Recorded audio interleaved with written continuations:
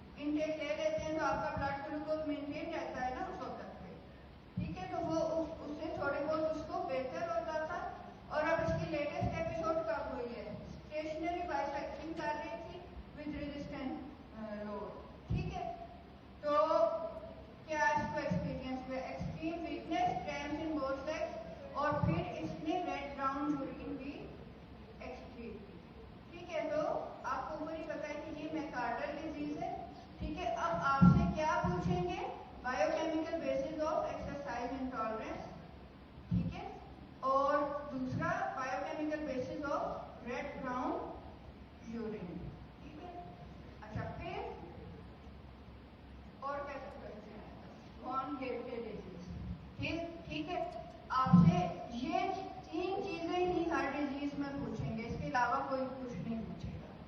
Name the deficient enzyme, list the cardinal clinical features और describe glycogen structure in this type के वो जो glycogen accumulate हो रही है उसका स्ट्रक्चर क्या है, ठीक है। अच्छा, फिर a child with Pompe disease, उसमें भी सेम 3 क्वेश्चन है, डेफिशिएंट एंजाइम, कार्डिनल फीचर्स और ग्लाइकोजन कैसे एक्यूमुलेट हो रही है, ठीक है। अच्छा, Cori disease, deficient enzyme, cardinal feature और स्ट्रक्चर, यही तीन चीजें हर ग्लाइकोजन स्टोरेज डिजीज में।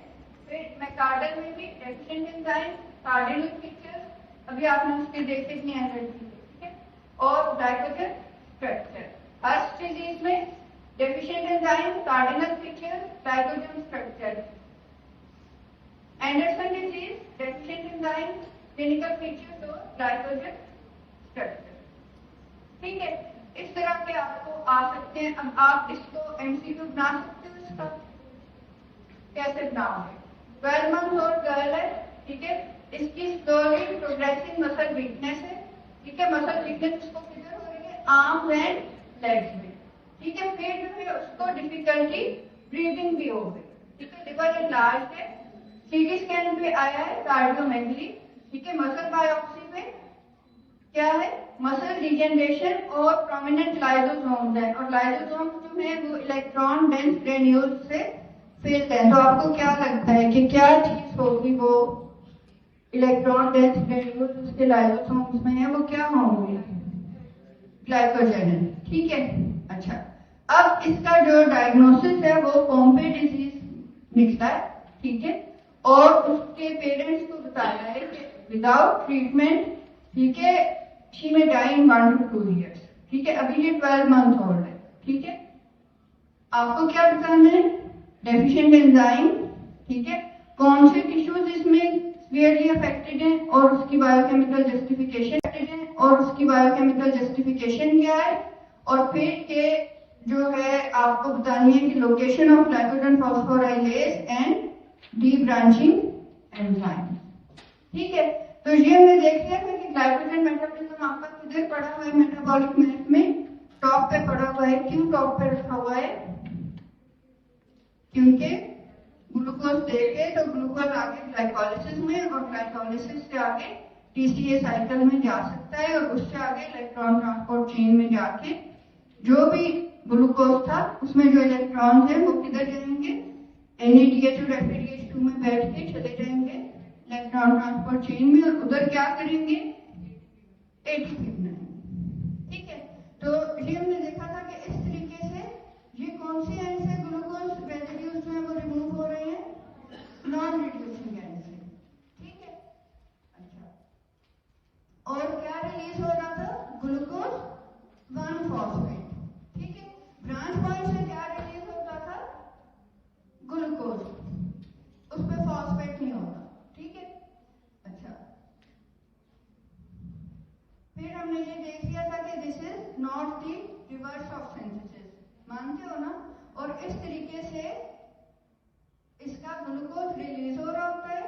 ब्रांच पॉइंट से जब 4 रेसिड्यूज रह गए हैं तो ये स्टॉप हो जाता है, ठीक है।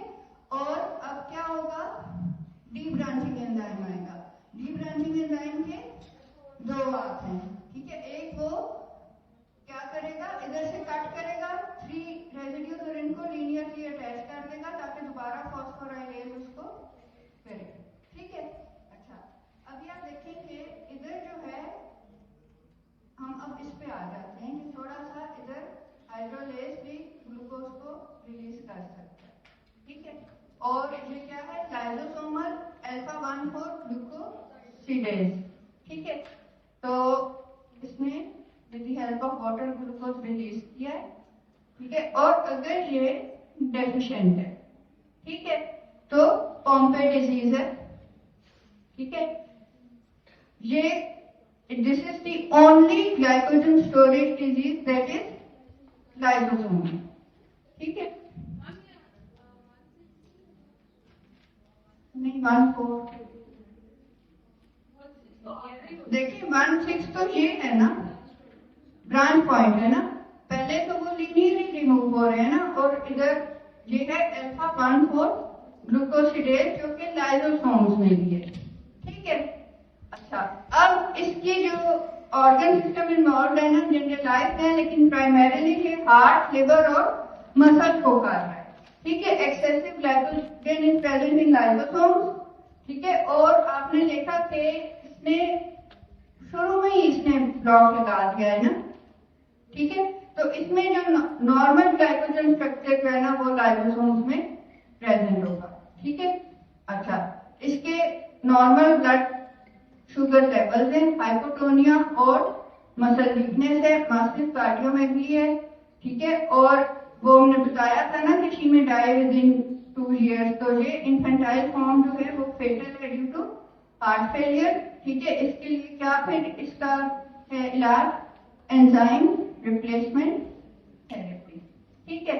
अच्छा, अब हम देख रहे थे कि जो चेन शॉर्टनिंग कौन कर रहा था, ग्लाइकोजन फॉस्फोराइलेज कैसे कर रहा था, नॉन रिड्यूसिंग एंड से उसको गिराता था। अब अगर ये नहीं है, ठीक है, ये नहीं है, तो आप बताएंगे फिर, पहले तो खुद बताएंगे बंदे को क्या होगा,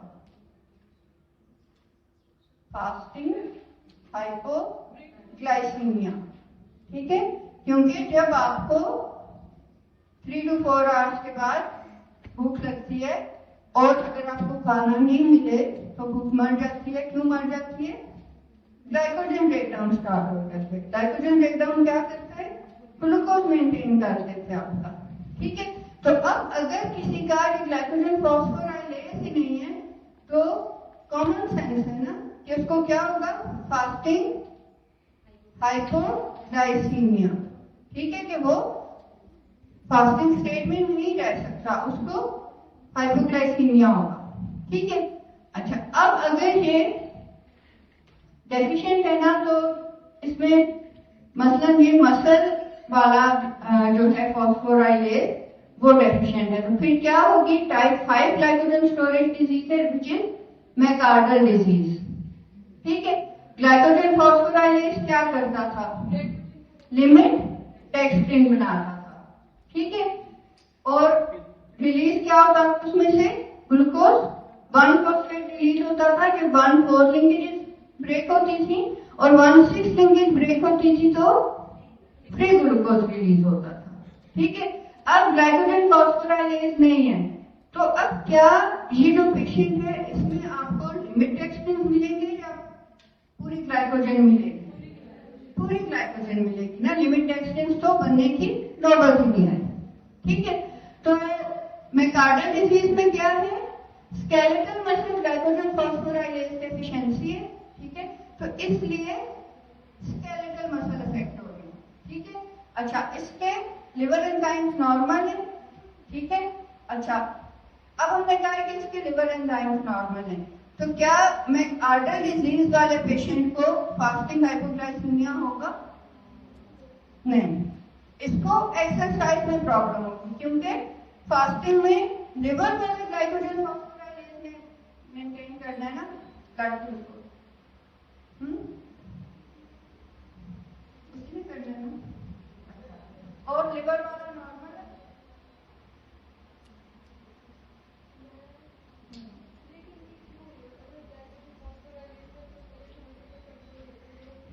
क्योंकि ये स्पेसिफिक मसल वाली जो आइसोसाइम है ना ग्लाइकोजन फॉस्फोराइलेज का, सिर्फ वो म्यूटेटेड है, लिवर वाला नॉर्मल है, ठीक है। अच्छा, तो इसमें फिर क्या होगा, टेम्पररी वीकनेस और क्रैम्पिंग होगी स्केलेटल मसल की आफ्टर एक्सरसाइज, बाद में तो ठीक हो जाएगा ना, फॉरएवर तो नहीं रहेगा, सिर्फ जब वो एक्सरसाइज करेगा सिम्टम्स आएंगे, जब वो एक्सरसाइज नहीं कर रहा तो उस वक्त तो उसको ज्यादा वो फाइट फ्लाइट फ्राइट वाले स्टेट में नहीं है तो उसको जरूरत नहीं है मसल की ग्लाइकोजन ब्रेक करनी, ठीक है। अच्छा, मायोग्लोबिनीमिया एंड मायोग्लोबिनूरिया में भी सीन, ठीक है। ये आप बताएंगे ये अब बंदा मर जाएगा, नहीं, पोम्पे वाला तो मर रहा था ना, इसमें तो बस माइल्ड बिनाइन कंडीशन है ना कि एक्सरसाइज करेगा तो प्रॉब्लम आएगी, नहीं करेगा तो नहीं आएगी, ठीक है। अच्छा, अब इसमें क्या है, मसल में हाई लेवल ऑफ ग्लाइकोजन है, ठीक है। अच्छा, अब अगर लिवर के लाइसोजाइम की डेफिशिएंसी है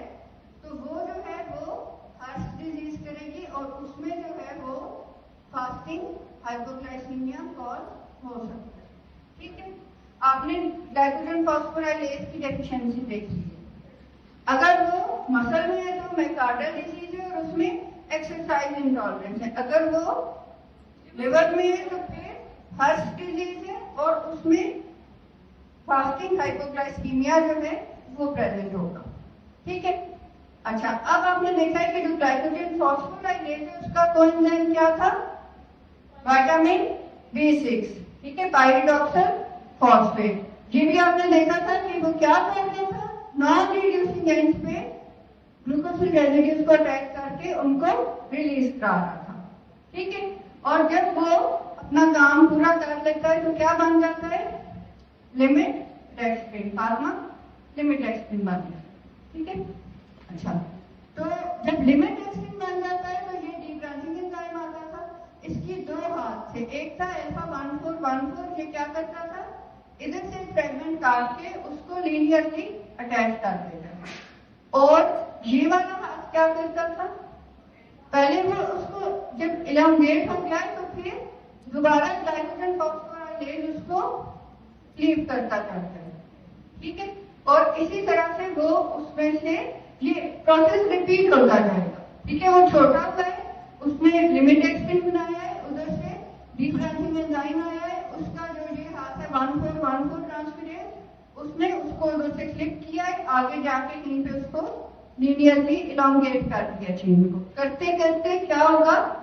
ताकि सिर्फ वो ब्रांच पॉइंट रह जाएगा। उसको कौन सा इसका हाथ है? दूसरा हाथ है अल्फा 16 ग्लूकोसिड अल्फा 1414, ये क्या करता था? इधर से फ्रेगमेंट काट के उसको लीनियरली अटैच कर देता है। और ये वाला हाथ क्या करता था?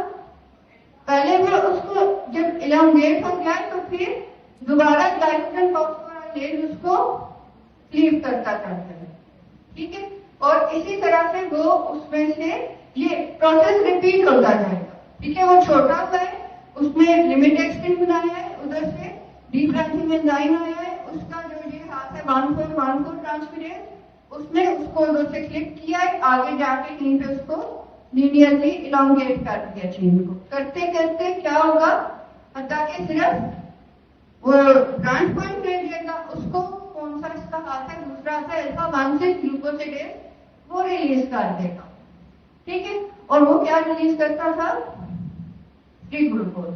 पहले क्या रिलीज हो रहा था? Glucose 1 phosphate. अब अगर इसका ये हाथ जो है ना ये म्यूटेटेड हो जाए 1,4 ट्रांसफरेज जो है, मतलब आप सोचेंगे इसकी दो डोमेन्स है ना, जो मैंने इसके दो हाथ बनाए हैं, ये एक ही एंजाइम की दो डोमेन्स है, एक 1414 वाली है, दूसरी 16 वाली है। अब अगर ये म्यूटेटेड है तो कौन सी ग्लाइकोजन पीछे रह जाएगी? Limit extend.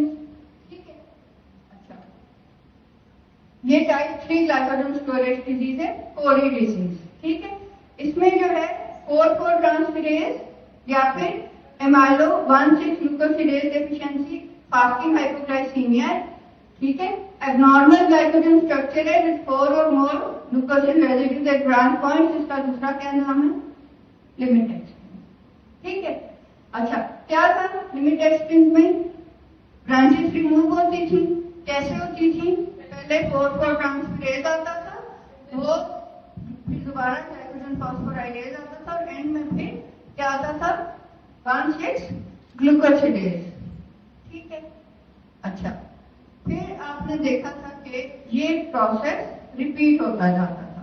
ठीक है, अब देखिए ये एक एक रह चुका था ना, तो दोबारा ये देखें, अब ये एक एक ब्रांच पॉइंट पे रह गया है। ठीक है, कैसे? 4,4 ट्रांसफरेज ने बार बार रिमूव करके पूरी चेन रिमूव कर दिया, ये 3 इसमें ब्रांच पॉइंट है। क्या होगा? अब इसका दूसरा हाथ आ गया, इसकी दूसरी डोमेन आ गई 1,6 ग्लूकोसिडेज। इसने क्या किया? वो जो एक एक रह गया था उसको एज फ्री ग्लूकोज इसने रिलीज कर दिया। अगेन फॉस्फोराइलेज आ गया। अब वो क्या कर रहा है? फॉस्फोराइलेज क्या कर रहा है?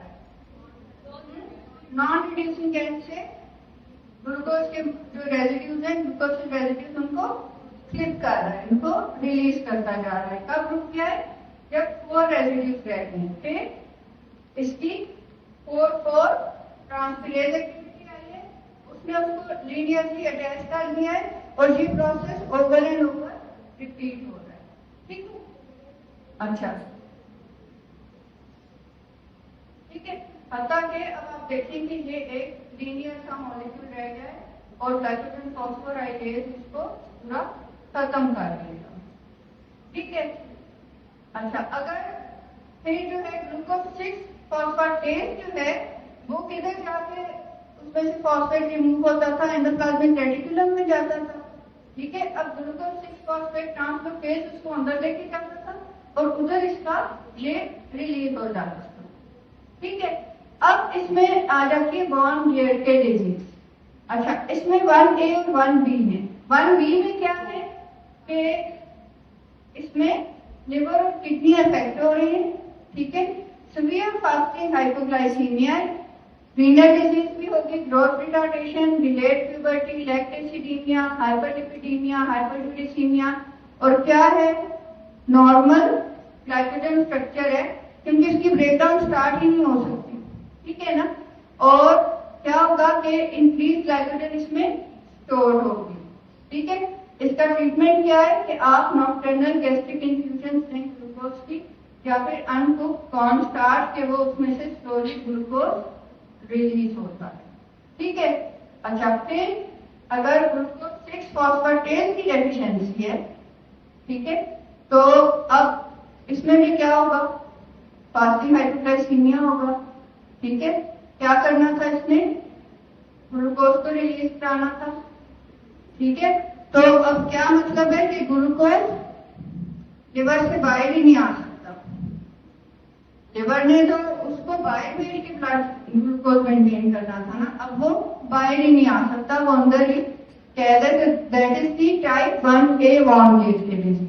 ठीक है, लिवर और किडनी को अफेक्ट कर रही है और सीवियर फास्टिंग हाइपोग्लाइसीमिया, तकरीबन इनके ओवरलैपिंग फीचर्स हैं सारे। बाकी बस फर्क क्या है, एक में 1B में ट्रांसलोकेज डेफिशिएंट है कि वो एंडोप्लाज्मिक रेटिकुलम में जा ही नहीं सकता। दूसरा है कि वो एंडोप्लाज्मिक रेटिकुलम में तो चला जाएगा, आगे एंजाइम ही नहीं है कि उसका फॉस्फेट रिलीज करे। सबसे जो इम्पोर्टेंट है ना ग्लाइकोजन स्टोरेज डिजीज में वॉन गिरकेन। ठीक है, इसकी टाइप दोनों आप मान लीजिए। ठीक है, अभी इसके बाद अभी हम जो सो रहे हैं उनको जगाने के ब्रेक देंगे और ब्रेक में सोना नहीं है। ठीक है, फिर रेगुलेशन।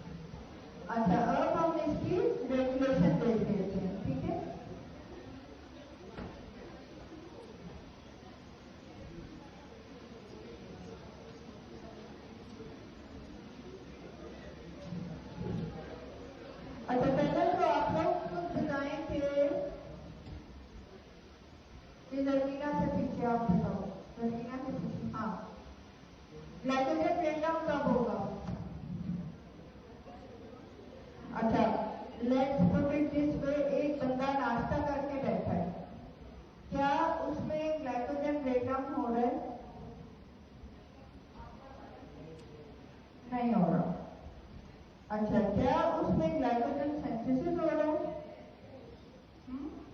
हो रहा है। परेशानी है नहीं।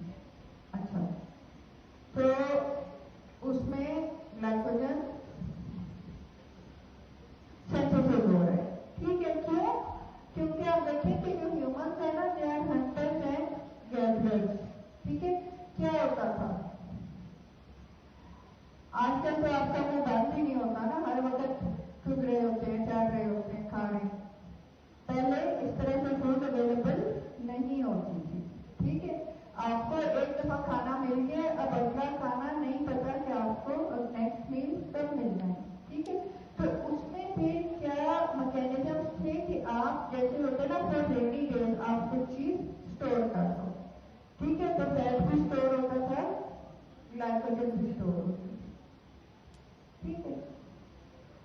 अच्छा, अब आप मुझे बताओ कि जो बंदा है and he is in well fade state, उसमें कौन सा हार्मोन होगा? वेल फेड है, इंसुलिन, ठीक है। अच्छा, इंसुलिन जो है वो क्या है, एनाबॉलिक है या कैटाबॉलिक है? एनाबॉलिक है ना, रेनी डे के लिए स्टोर कराता है, ठीक है। रेनी डे के लिए स्टोर कराता है, ठीक है। अच्छा,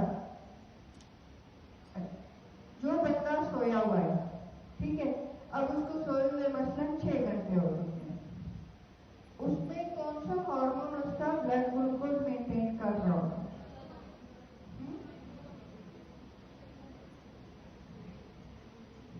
क्या?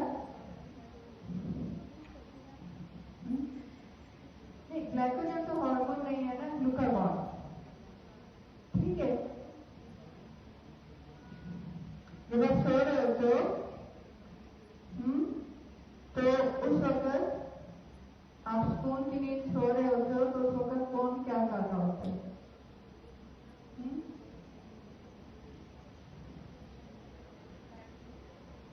बॉर्डर पे ईरानी तेल स्मगल कर रहा होता है, कह रही है हाँ खड़े हो गए।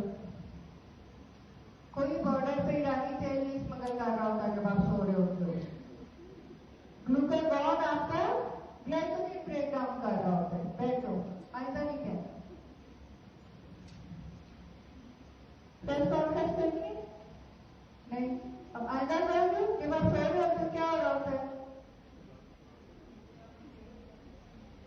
ग्लाइकोजन ब्रेक डाउन हो रहा होता है, ठीक है। आपका blood glucose level glycogen break down से हो रहा होता है, तो फिर इसको कौन कर रहा होता है? ग्लाइकोजन ब्रेक डाउन कौन करा रहा है? ग्लूकागॉन, ठीक है। अच्छा, अब आपको कैसे पता चलता है कि आप किस एनर्जी स्टेट में हैं? कोई मॉलिक्यूल्स होने चाहिए ना, तो जैसे साइक्लिक एएमपी है, ठीक है। साइक्लिक एएमपी याद है किधर बनती थी, कैसे बनती थी? जी प्रोटीन कपल रिसेप्टर होता था, उस पर ग्लूकागॉन आके अटैच होता था, फिर क्या होता था, उसके पाँव में 3 जी प्रोटीन बैठे होते थे, उनमें क्या होता था, स्टिमुलेटरी जी प्रोटीन जाके एडिनाइल साइक्लेज को स्टिमुलेट करता था। एडिनाइल साइक्लेज एटीपी की साइक्लिक एएमपी बनाता था। और साइक्लिक एएमपी, आपसे एक सवाल है कि अगर मैं आपके सर पे कोई चीज रख दूं, मसलन मिलेटा के सर पे ये रख दिए, अब इससे अच्छा काम होगा ना बुरा? अच्छा, अफान के सर के ऊपर ये रख दिए, अब अफान अच्छा काम करेगा या बुरा? काम नहीं किया जाएगा ना, इससे कि इसको संभालेगा या वो काम करेगा।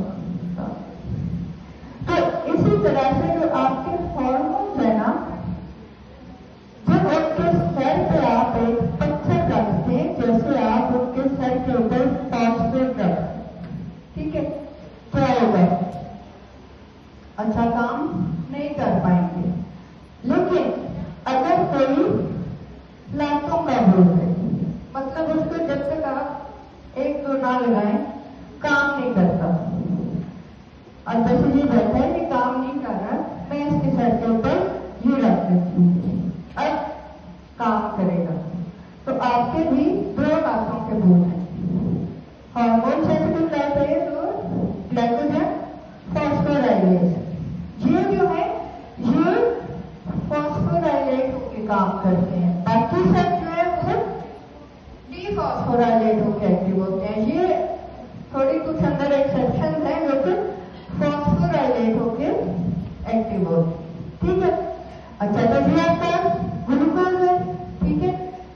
वैसे क्या होता है, आपने ग्लूकोज खाया, ग्लूकोकाइनेज ने उसका ग्लूकोज 6-फॉस्फेट बनाया, फिर ग्लूकोज 1-फॉस्फेट बना, ठीक है। यूडीपी ग्लूकोज से वो एक्टिव हुआ। कोई शक, किसी को कोई परेशानी है ना? पक्की बात है। तो ये इधर से एक्टिव हुआ, ठीक है। ग्लाइकोजेनिक के साथ, ग्लाइकोजेनिक क्या था? प्रोटीन था जिसके ऊपर टायरोसिन था, जिसके ऊपर OH था, जिसके OH के साथ यूडीपी ग्लूकोज जब आता था तो वो अटैच करना शुरू करता था, ठीक है। वो उसका स्कैफोल्ड होता था, ठीक है। तो ग्लाइकोजेनिक से इसका ग्लाइकोजन ट्राइमर बन गया जब इसका और अब आगे कौन इसको इनोकुलेट कर रहा है? ग्लाइकोजन सिंथेज, ठीक है। अच्छा, अब इसमें 1/4 ग्लूकोज यूनिट्स लगाता गया है, X लिखा हुआ ब्रैकेट के बाद, इसका क्या मतलब है? फार्मा क्या मतलब के ढेर सारी 1/4 यूनिट्स उसने लगाई। फिर कौन आया? ब्रांचिंग एंजाइम आया, ब्रांचिंग एंजाइम आया और उसने 1/6 ब्रांचेस भी लगा दी और ग्लाइकोजन बन गई, ठीक है।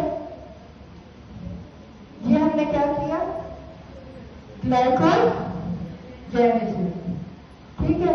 और फिर अगर हम देखें कि जो डिग्रेडेशन है, ठीक है, वो मैंने लेवेंडर कलर की बनाई है, जो इसकी डिग्रेडेशन है ग्लाइकोजन फॉस्फोराइलेज, ठीक है। फॉस्फेट के एडिशन के थ्रू है इसको जैसे रिलीज कर रहा है, ठीक है। रिलीज क्या किया? ग्लूकोज 1-फॉस्फेट, वो क्या बना? ग्लूकोज 6-फॉस्फेट। इसने बनाया फॉस्फोग्लूकोज, ठीक है। अच्छा, फिर इसको क्या होना है? ग्लूकोज 6-फॉस्फेटेज, ठीक है। ये इसको करेगा ग्लूकोज। अगर ये नहीं है तो क्या होता है? अफान में सर पकड़ लिए, अफान क्या होगा अगर ये नहीं है? बॉन्ड गिरते डिजीज, ठीक है। तो ये आपने देखा कि ये एक तरफ ग्लाइकोजन सिंथेसिस हो रहा है, दूसरी तरफ ग्लाइकोजन की डिग्रेडेशन हो रही है, ठीक है। तो अगर ये दोनों ही इकट्ठे चलते रहे तो क्या हो जाएगा? Futile cycle. इसमें एक को एक बकेट में एक्टिवेट होना है, ठीक है। अच्छा, अब ग्लूकागॉन कैसे उसको एक्टिवेट करेगा?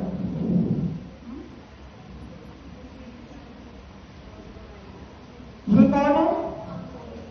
नहीं, ये सोर है, ये है ग्लाइकोजन फॉस्फोराइलेज। अगर ये फॉस्फोराइलेटेड हो गया है तो ये फिर एक्टिव हो गया है, ठीक है। अच्छा, ये याद है हंग्री फॉर अ केक और स्टेफोनस नहीं खाना। जी प्रोटीन कपल के सेक्टर पर ग्लूकागॉन आया, ग्लूकागॉन ने अल्फा स्टिमुलेटरी सब यूनिट को एक्टिवेट किया, उसने एडिनाइलाइल साइक्लेज को एक्टिवेट किया, उसने क्या किया? साइक्लिक एएमपी बनाई। साइक्लिक एएमपी जो है उसने आगे से प्रोटीन काइनेज ए को एक्टिवेट किया। प्रोटीन काइनेज ए क्या करेगा? फॉस्फोराइलेशन कराएगा, ठीक है। तो प्रोटीन काइनेज ए जो है, ठीक है, वो क्या होगा? फॉस्फोराइलेट होगा। वो आगे से किसको फॉस्फोराइलेट करेगा? काइनेज ग्लाइकोजन फॉस्फोराइलेज को, ठीक है। जब ग्लाइकोजन फॉस्फोराइलेज इनएक्टिव है तो वो क्या है? बी है। Phosphorylase B. जब वो एक्टिव हो जाता है तो क्या हो जाता है, एक्टिव है तो वो ग्लाइकोजेन फॉस्फोराइलेज ए है। और क्या आपने एक सेक्शन बताया कि ये फॉस्फोराइलेटेड फॉर्म में एक्टिव है। तो ग्लूकागॉन ने इसको एक्टिव किया। इंसुलिन इसको कैसे डीएक्टिवेट करेगी, अपना टायरोसिन काइनेज रिसेप्टर पर लगती है, वो डाइमराइज होते हैं, बहुत से प्रोटीन आके ड्रॉप होते हैं, वो आगे से उसके काम करते हैं, उन्हीं में वो फॉस्फेटेज को एक्टिवेट करती है जो इसका फॉस्फेट ग्रुप रिमूव कर देगा ताकि ये इनएक्टिव हो जाए। ठीक है, ग्लाइकोजेन सिंथेज फॉस्फोराइलेट होके इनएक्टिव हुआ था, उसको इंसुलिन फॉस्फेटेज से एक्टिव कर देगी। ये एक्टिव था, उसको वो फॉस्फेटेज से इनएक्टिव कर देगी। ठीक है, आपने इंसुलिन ग्लूकागॉन देख लिया। ठीक है, फिर आपने देख लिया कि साइक्लिक एएमपी जो है उसको और किस तरह से वो हो रहा है। इंसुलिन साइक्लिक एएमपी जो है उसको 5 प्राइम एएमपी में भी कन्वर्ट करा देगी ताकि ये वाली कैस्केड रुक जाए, ग्लूकागॉन वाली। अच्छा, उसके अलावा कैल्शियम का एक रोल है। ये देखिए, जो आपके मसल है ना, आपके मसल पर ग्लूकागॉन एक्ट करते हैं। आप तो प्रेस कॉन्फ्रेंस में देखो, ग्लूकागॉन नहीं एक्ट करता, आपका मसल ग्लूकागॉन को इनसेंसिटिव होता है। तो फिर उधर किस तरह से ग्लाइकोजन ब्रेकडाउन होता है, आपका मसल एपिनेफ्रिन या नॉन एपिनेफ्रिन को रिस्पॉन्ड करता है। ठीक है, अच्छा, अब वो किस तरह तरीके से उसको फॉस्फोराइलेट करा रहा है आपको पता है क्या बच्चों? देखो ये एपिनेफ्रिन में क्या था, अल्फा 1 रिसेप्टर्स हमने देखे थे ना, क्या करते थे, GQ होता था, उनके पास कौन बैठा होता था, GQ। वो किधर जाता था, फॉस्फोलाइपेज सी के पास। फॉस्फोलाइपेज सी क्या करता था, IP3 और DAG को उधर से रिलीज कराता था मेम्ब्रेन में से। IP3 DAG क्या कराते थे, एंडोप्लाज्मिक रेटिकुलम और माइटोकॉन्ड्रिया से कैल्शियम रिलीज कराते थे। कैल्शियम क्या करती थी, कैल्शियम कैलमोडुलेट कॉम्प्लेक्स बनाती थी। वो कॉम्प्लेक्स आगे से फॉस्फोराइलेशन करा सकता है किसकी, ग्लाइकोजेन फॉस्फोराइलेज की फॉस्फोराइलेशन करेगा, वो एक्टिव हो जाएगा। ग्लाइकोजेन सिंथेज की फॉस्फोराइलेशन करेगा, वो इनएक्टिव हो जाएगा। ठीक है, अच्छा, उसके अलावा मसल में कैल्शियम रिलीज भी होती है ना मसल कंट्रैक्शन में, तो वो भी थ्रू कैलमोडुलेट को बाइंड करके वो भी फॉस्फोराइलेशन करा के इनको इसी तरह से फॉस्फोराइलेज करके वो सिंथेज को इनएक्टिव कर सकती है। ठीक है, तो ये आपका हो गया। इसमें अभी आपके कैरी होम पॉइंट्स क्या है, मसल जो है वो ग्लूकागॉन को रिस्पॉन्ड नहीं कर रहे, वो एपिनेफ्रिन और एपिनेफ्रिन को कैल्शियम वाली पाथवे से वो इनको ग्लाइकोजन सिंथेसिस या डिग्रेडेशन को एक्टिव कर रहे हैं। लिवर जो है वो इंसुलिन और ग्लूकागॉन